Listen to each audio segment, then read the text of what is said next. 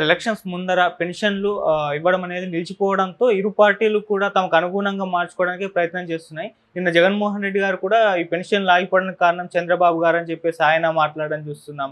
So ఈ విధంగా ఈ పెన్షన్ల ఇష్యూ అనేది ఇలా పొలిటికల్గా మారడానికి గల కారణం ఏంటి సార్? మరి ఇష్యూ ఎలక్షన్స్లో ఎవరికి ఫేవర్గా మారే ఛాన్స్ ఉందంటారు? నిన్న మదనపల్లిలో మాట్లాడుతూ జగన్ కంప్లీట్గా మార్చాడు. అంటే తన స్పీచ్ని ఫోకస్ అంటాం కదా, ఫోకస్ చేంజ్ అయింది.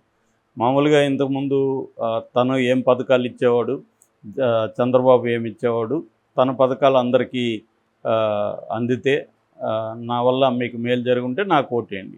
అది కూడా నిన్న కూడా ఆయన మాట్లాడారు. నిన్న కూడా వాళ్ళ మేనిఫెస్టో తీసుకున్నాడు, చంద్రబాబు మేనిఫెస్టో. చంద్రబాబు మేనిఫెస్టోలో రుణమాఫీ అన్నాడు, రుణమాఫీ చేశాడా?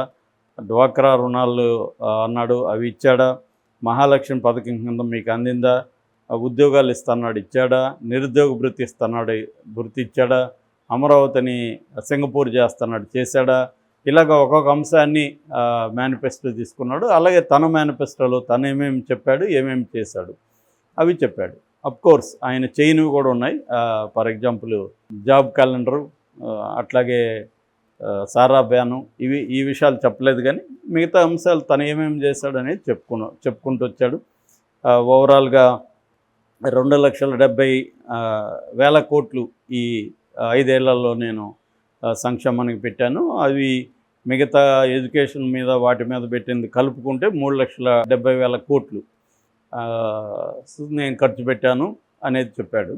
సో అవన్నీ చెప్పాడు. కానీ ఫోకస్ ఎలా చేశాడంటే, ఇప్పుడు బర్నింగ్ ఇష్యూ పెన్షనర్స్ కాబట్టి చంద్రబాబు దుర్మార్గంగా కుట్రతో పెన్షనర్లని ఇబ్బంది పెట్టడానికి, 6 లక్షల మంది అవ్వాతాతల్ని ఇబ్బంది పెట్టడానికి, పెన్షన్లను ఇండ్లకి రానియకుండా చేయడానికి తన మనిషి అయిన నిమ్మగడ్డ రమేష్ కుమార్ ద్వారా ఈసీకి కంప్లైంట్ చేయించి ఈసీ ద్వారా ఈ వాలంటీర్లను ఆపిచ్చేశాడు.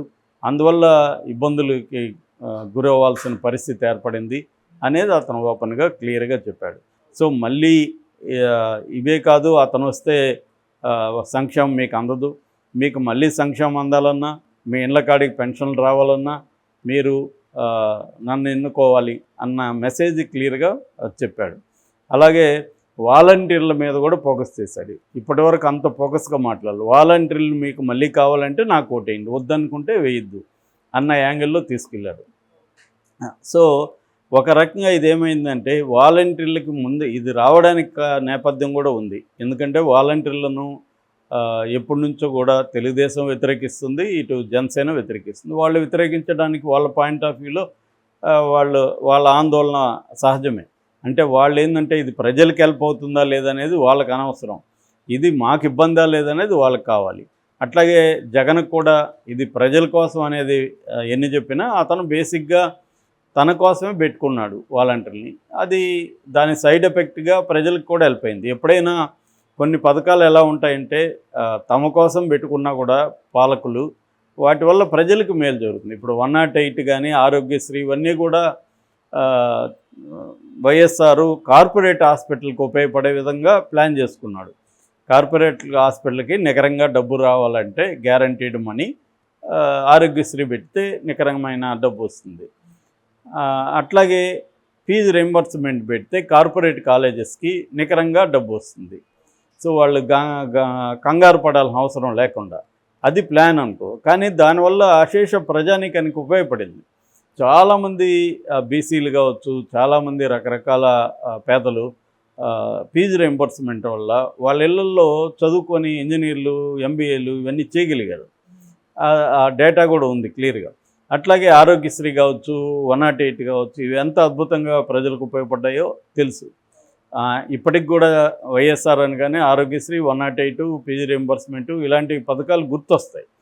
అట్లాగే జగన్ కూడా వాటిని మరింత స్ట్రెంగ్తన్ చేసి మరింత ముందుకు తీసుకెళ్తున్నాడు.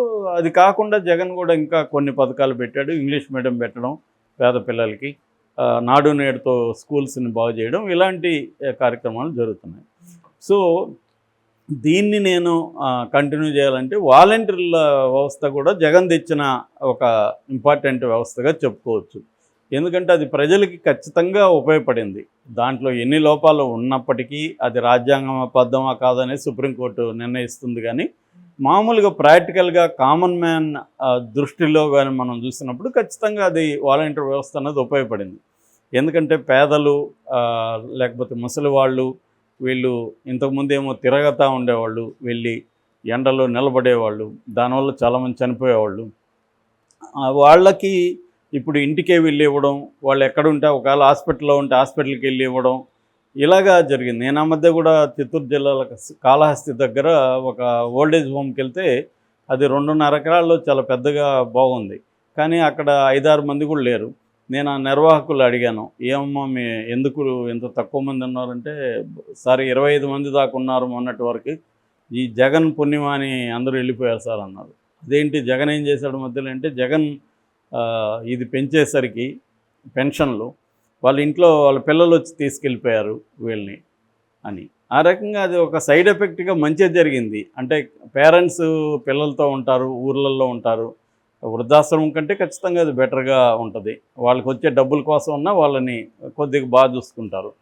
సో ఇలాగా రకరకాలుగా ఉపయోగపడుతుంటాయి పథకాలు.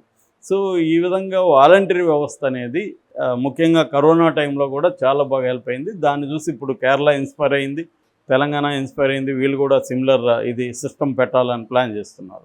ఇంకా కొన్ని రాష్ట్రాలు కూడా స్టడీ చేస్తున్నాయి. కేంద్రం కూడా అభినందించింది. అటువంటి వ్యవస్థని వీళ్ళు టార్గెట్ చేశారు. వీళ్ళు టార్గెట్ చేయడానికి వీళ్ళ రీజన్స్ ఉన్నాయి. ఎందుకంటే అది డబుల్ ఎడ్జెడ్ వెపన్ లాంటిది వాలంటరీ వ్యవస్థ. ప్రజలకు ఎంత ఉపయోగపడుతుందో అంతకంటే జగన్కి ఎక్కువ ఉపయోగపడుతుంది. ఎందుకంటే 50 ఏళ్లతో అనుబంధం ఉంటుంది. ఆ డేటా జగన్కి అందిపోయింది. ఎవరెవరు, ఏ ఏ కులాలు, ఏ ఆర్థిక సమీకరణలు మొత్తం డేటా జగన్ దగ్గర ఉంది. ఆ డేటా పెట్టుకొని ఇప్పుడు తను ఎక్కడెక్కడ ఏ కులం క్యాండిడేట్లను పెట్టాలనే దానికి కూడా ఈ డేటా ఉపయోగపడింది జగన్కి. ఇది ఖచ్చితంగా అప్రజాస్వామికమే. డేటా అనేది అందరికి అందుబాటులో ఉన్న కానీ ఒకడే వాడుకుంటానంటే ఎలాగా? ఖచ్చితంగా జగన్ చేసిన అప్రజాస్వామికమే అది. దాన్ని ఖండించాలి. ఆ డేటా అనేది అందరికి ఇవ్వాలి, లేదా తను తీసుకోకూడదు. సో ఆ డేటా ఉపయోగపడింది. అందుకనే డేటా మీద పవన్ కళ్యాణ్ కూడా అటాక్ చేయడానికి ఇదే కారణం. అంతేగాని దానివల్ల ఏదో విమెన్ ట్రాఫికింగ్ పెరిగిందని కాదు. ఇతర రాష్ట్రాలతో పోలిస్తే మన రాష్ట్రం 7వ 8వ ప్లేస్లో ఉంది ట్రాఫికింగ్. మరి మిగతా రాష్ట్రాల్లో ఏ వాలంటీర్లు లేని రాష్ట్రాల్లో మరి ఎందుకు ట్రాఫికింగ్, హ్యూమన్ ట్రాఫికింగ్ ఉంది? కాబట్టి అది దానికేమి డేటాబేస్ లేదు. ఆయన ఏమన్నా ఉంటే మరి ఇచ్చేవాడు కదా, ఇవ్వకుండా ఆరోపిస్తున్నాడు అంటేనే అతను పొలిటికల్ ఆరోపణలు తప్ప అవేమీ రియలిస్టిక్ కాదు. ఏదేమైనా ఇప్పుడు వాలంటీర్ అనేది ఏదైతే అవాయిడ్ చేసి దేని వల్ల అయితే మనకు నష్టం అని భయపడుతున్నారో, ఇప్పుడు అదే భూతంలాగా తెలుగుదేశం కూటమిని తాకింది. దీనికి తెలుగుదేశం వాళ్ళు నానా కసరత్తులు చేస్తున్నారు. చంద్రబాబు నిన్న లెటర్ రాశాడు, పబ్లిక్కి లెటర్ రాశాడు, ఇటు ఈసీకి రాశాడు. ఈసీకి వెళ్ళే వాళ్ళు ఇస్తూ ఉన్నారు. కానీ వాలంటీర్ని అయితే రీప్లేస్ చేయలేరు. ఈ రోజు నుంచి అయితే పెన్షన్ ఇస్తున్నారు. మధ్యాహ్నం నుంచి స్టార్ట్ అవుతుంది. 6వ తేదీ వరకు రోజు మార్నింగ్ 9 to 7 వరకు మధ్యలో ఈ సచివాలయాలు పనిచేయాలి. సచివాలయాల్లో మనకి దాదాపు 1,27,000 మంది సిబ్బంది ఉన్నారు. 27,000 మంది, 1,27,000. ఈ సిబ్బందితో ఇళ్ళకి వెళ్ళి ఇవ్వలేమని చెప్పి ఎలక్షన్ కమిషన్ ఏం చేసిందంటే 2గా డివైడ్ చేసింది పెన్షనర్ని.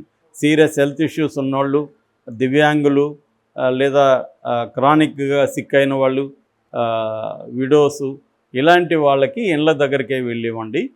కొద్దిగా ఇప్పుడు 60+ ఉండే వాళ్ళు కూడా చాలా ఆరోగ్యంగా ఉండేవాళ్ళు బోల్డ్ మంది ఉంటారు కదా. ఇవాళ 60 అనేది పెద్ద ఏజ్ కాదు. సో అలాంటి వాళ్ళంతా వచ్చి సచివాలయాల దగ్గరకు వచ్చి తీసుకోండి అనేది.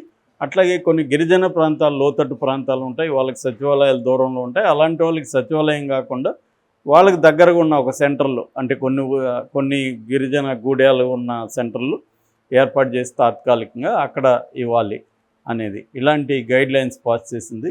ఏదేమైనా దీనివల్ల అయితే ఖచ్చితంగా ఇబ్బందులు ఎదుర్కొంటారు.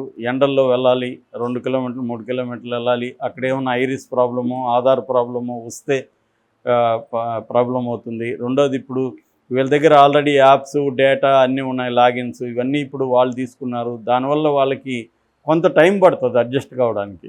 సో ఏదేమైనా ఈ సిస్టము ఉండడం వల్ల ప్రజలకైతే మేలు జరిగింది. సిస్టమ్ తీసేయడం వల్ల ప్రజలకైతే ఇబ్బంది. దాన్ని ఇప్పుడు జగన్ రాజకీయంగా వాడుకుంటున్నాడు. తెలుగుదేశం కూడా వాడుకోవడానికి ట్రై చేస్తుంది, కానీ ఎడ్జ్ చూస్తే జగన్ వైపుకే ఎడ్జ్ కనబడుతుంది మనకి. నిన్న కూడా మా ఫ్రెండ్ ఒక ఆయన మదనపల్లి ఏరియాలో చాలామంది వృద్ధులతో మాట్లాడాడు. 90% పైన వృద్ధులందరూ కూడా చంద్రబాబు మీదే కోపంగా ఉన్నారు. చంద్రబాబు వల్లే ఇది జరిగిందని. ఎందుకంటే వాలంటీర్లంతా కసిగా చంద్రబాబు మీదే ప్రచారం చేస్తారు కాడ.